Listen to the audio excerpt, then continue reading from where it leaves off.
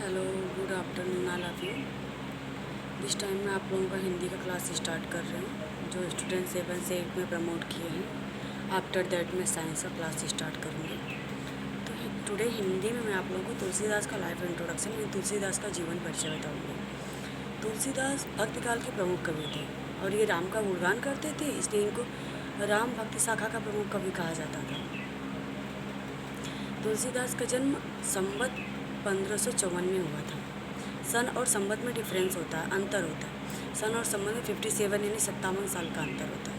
यदि सन दिया है उसको संवत बनाना है तो 57 जोड़ देंगे। यदि संवत दिया है उसको सन बनाना है तो उसमें से 57 घटा देंगे।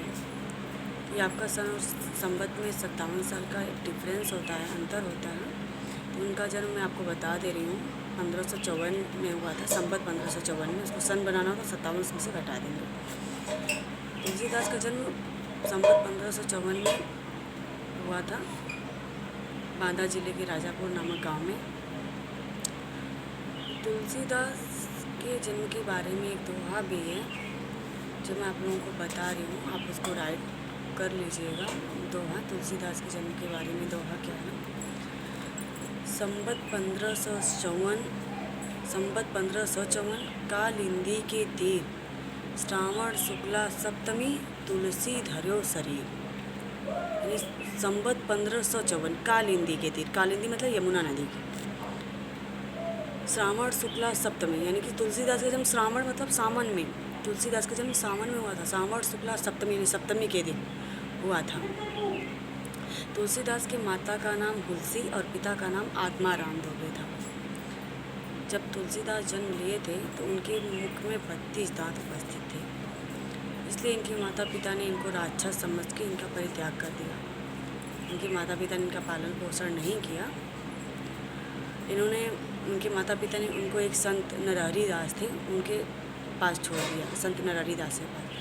संत नरहरि दास ने ही तुलसीदास का पालन पोषण किया, उनको अपने पास रखे, शिक्षा जो भी उनको आता था वो बताते थे, शिक्षा भी उन्होंने ही दिया, नरहरि दास ने। और जब तुलसीदास बड़े हुए तो उनका विवाह हो गया।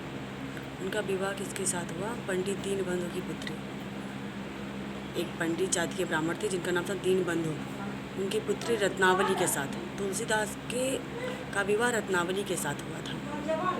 तुलसीदास रत्नावली से अत्यधिक प्रेम करते थे, रत्नावली के साथ रहते थे। एक बार रत्नावली के पिता की तबीयत बहुत ख़राब हो गई तो बिना बताए तुलसीदास को बिना बताए ही मायके चली गई अपने। तुलसीदास घर पे नहीं थे, जब शाम को लौटे तो देखिए उनकी पत्नी घर पे नहीं है, तो वो भी अपनी आधी रात में, यानी रात हो चुकी थी जब वो घर आए, तो रात को ही अपनी पत्नी से मिलने उसके मायके चले गए।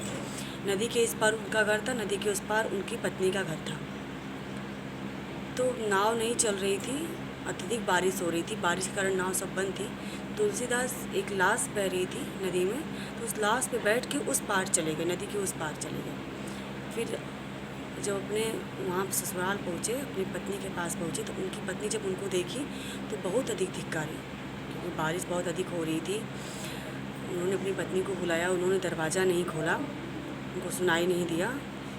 तो सांप लटक रहा था, सांप को रस्सी समझ के वो सांप को पकड़ के अंदर चले गए थे। तो उनकी पत्नी को बहुत बुरा लगा, उन्होंने उसको धिक्कारा, अपने पति को धिक्कारा, तुलसीदास को उन्होंने धिक्कारा रत्नावली ने। लाज न आवत आपको दौरव आवो साथ, धिक धिक ऐसे प्रेम को कहाँ कहूँ मैं नाथ। अस्थि चरम में देहमम जासो ऐसी प्रीत, वैसी हो श्री राम हो तन तव भवभीत। उन्होंने कहा लाज न आवत आपको दौरव आवो साथ, आपको शर्म नहीं आ रही, आप मेरे पीछे पीछे चले आए। धिक धिक ऐसे प्रेम को कहाँ कहूँ मैं नाथ, हे नाथ, हे स्वामी, ऐसे प्यार को धिक धिक मतलब धिक्कार है। अस्थि चर्म में देहम, अस्थि चर्म, जितना प्रेम आप मेरे हड्डी और चमड़े से करते हैं, अस्थि चर्म में देहम, मेरे शरीर से जितना प्रेम करते हैं, जासो ऐसी प्रिय, जितना प्रेम इससे करते हैं, वैसी हो श्री राम हो तन तो भवभीत। अगर ऐसा प्रेम आप श्री राम से करते, उनके भक्ति में लीन रहते, तो आपको संसार में कोई भी डर नहीं सताता, आप संसार में बहुत खुश रहते। अपनी पत्नी को धिक्कार सुन के, अपनी पत्नी का धिक्कार सुन के उनको अत्यधिक ग्लानि हुई, दुख हुआ, और उसी रात उन्होंने अपनी पत्नी यानी संसार के मोह माया को त्याग कर तुरंत घर छोड़ के निकल गए और अयोध्या गए सबसे पहले, और वहाँ पे उन्होंने ज्ञान ग्रहण किया और ज्ञान कई जगह का स्थल, कई तीर्थ स्थलों का इन्होंने भ्रमण किया। अयोध्या गए, काशी गए, कई तीर्थ स्थलों पे गए और इन्होंने ज्ञान प्राप्त करके एक महाकाव्य की रचना की जिसका नाम पड़ा रामचरितमानस। रामचरितमानस एक महाकाव्य है जो तुलसीदास द्वारा रचित अवधी भाषा में लिखा गया है। तुलसीदास ने इसको अवधी भाषा में लिखा है। इसके बाद इन्होंने कई रचनाएं लिखी हैं। विनय पत्रिका लिखा है इन्होंने जो ब्रज भाषा में है। इसके बाद कवितावली, दोहावली, रामलला, नहछू, बरवैं, पार्वती मंगल, जानकी मंगल, बहुत सी रचनाएं इन्होंने लिखा।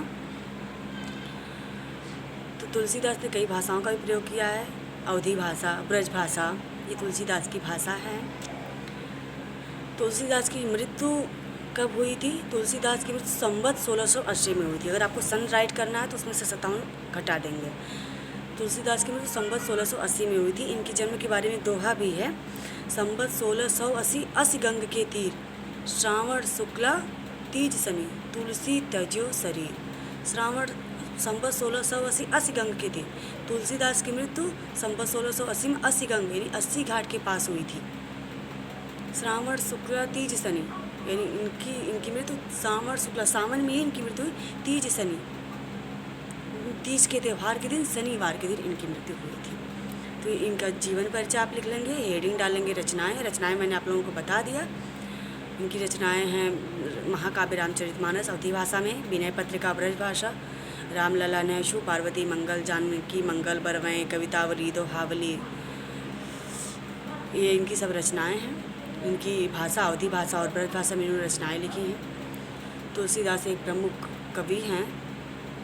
उनके माता पिता का नाम भी आपको याद होना चाहिए। तुलसीदास का जीवन परिचय है, आप लोग राइट करके हमको सेंड करिए। Thank you, have a nice day.